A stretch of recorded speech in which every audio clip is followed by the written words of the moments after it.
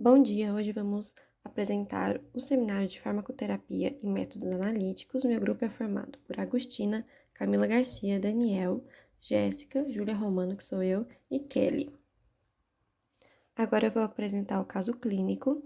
É um paciente masculino, 20 anos, morador da cidade de Nova York, que foi levado à emergência após um amigo encontrá-lo em estado letárgico, perto de garrafas de bebida alcoólica e comprimidos com o nome de Dimorph, fazendo com que os médicos logo suspeitassem de intoxicação aguda por opioides.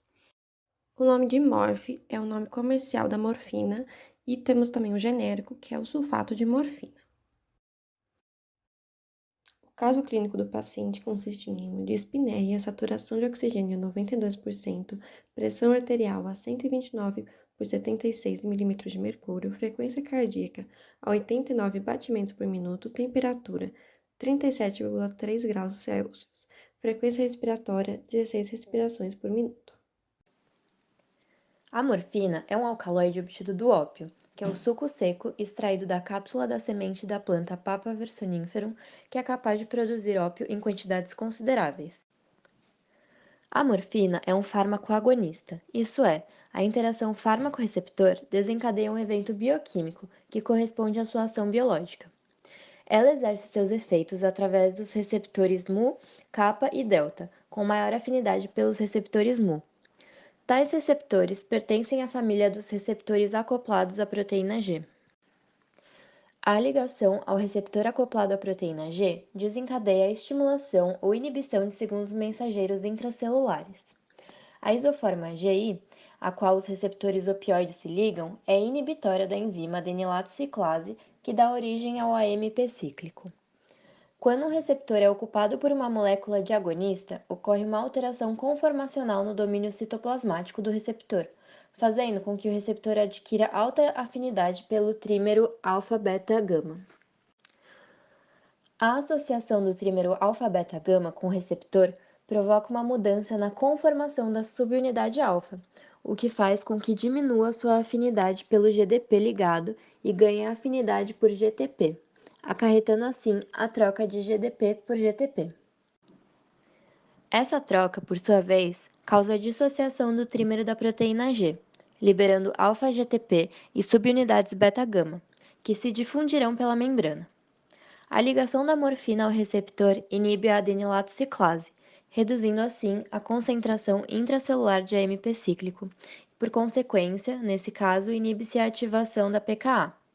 Logo, há uma alteração indireta na condutância de íons Na+ para o interior celular, que vai dificultar a despolarização necessária para a transmissão do estímulo nervoso. A morfina é um clássico depressor do sistema nervoso central. Ela promove a abertura dos canais de potássio, aumentando sua permeabilidade para fora da célula, o que a hiperpolariza, assim inibindo a atividade elétrica e excitabilidade, porque se torna muito mais difícil chegar ao limiar de descarga. O uso de álcool em conjunto com substâncias opioides pode intensificar o quadro de depressão do sistema nervoso central. Isso acontece pois a exposição ao álcool aumenta a resposta analgésica do opioide pela coativação dos receptores opioides e GIRC2, que são os canais de potássio retificadores internos acoplados à proteína G tipo 2. Quando uma pessoa intoxicada por opioides chega em uma unidade de emergência médica, a primeira medida a ser tomada deve ser o tratamento específico para cada sintoma da crise de abstinência, como dispneia, seguido da administração de algum antagonista para conter a crise. Na imagem A, vemos que o receptor mi-opioide é acoplado a uma proteína G que ativa os canais de potássio e inibe a adenilciclase, resultando em uma hiperpolarização da membrana e uma diminuição da produção de AMP cíclico.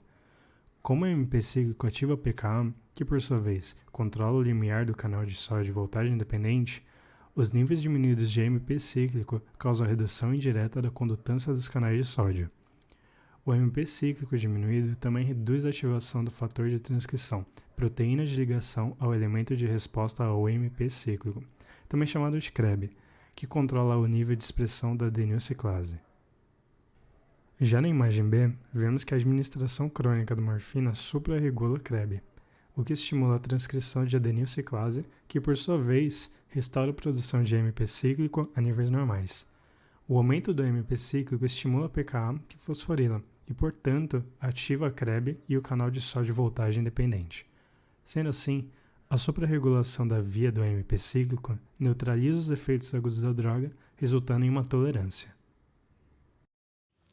Para o alívio do desconforto causado pelo quadro de intoxicação, foi administrado oxigênio, considerando a saturação baixa e bradipneia do paciente, e foi realizada uma gasometria arterial, bem como a coleta de sangue venoso e urina, para a realização dos testes toxicológicos para a confirmação do agente tóxico e a sua quantificação.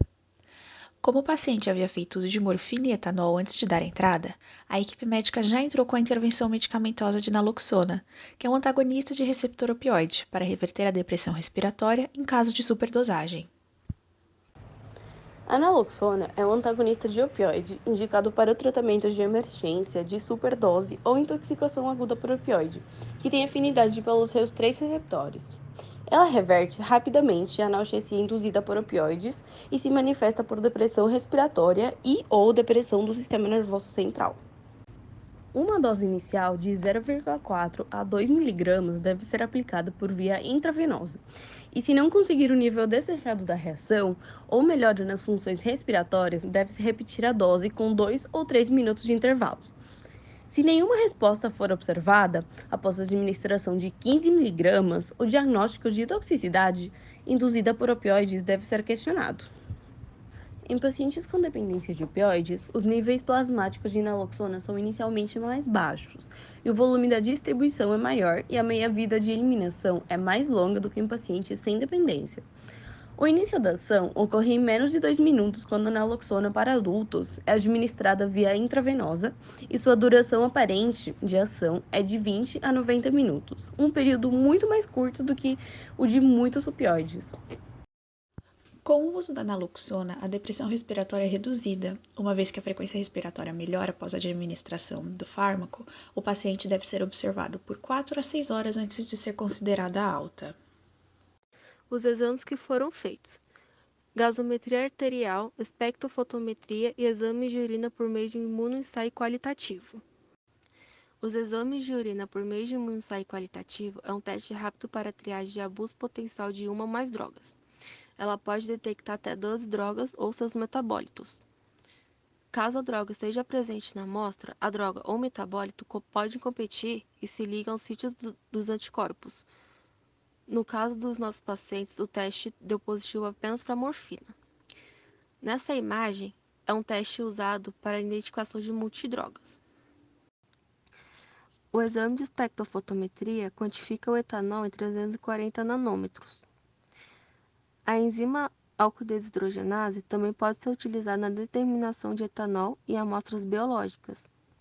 Na reação, o álcool é oxidado a acetaldeído pela ADH na presença da coenzima NAD, que posteriormente é reduzida a NADH, e em uma reação secundária, o NADH pode ser acoplado a um sistema diaforase cromógeno, que produz uma suspensão coloidal de coloração vermelha que pode ser lida espectrofotometricamente em 500 nanômetros. Em geral, esse procedimento é automatizado, existem diversos equipamentos e modelos comerciais disponíveis no mercado.